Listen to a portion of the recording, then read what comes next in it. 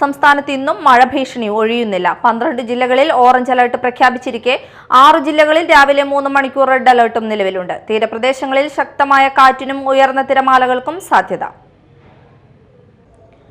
സംസ്ഥാനത്ത് ഇന്നും അതിശക്തമായ മഴയ്ക്ക് സാധ്യത. തിരുവനന്തപുരം, കൊല്ലം ഒഴികെയുള്ള 12 ജില്ലകളിലാണ് ഓറഞ്ച് അലർട്ട് പ്രഖ്യാപിച്ചിരിക്കുന്നത്.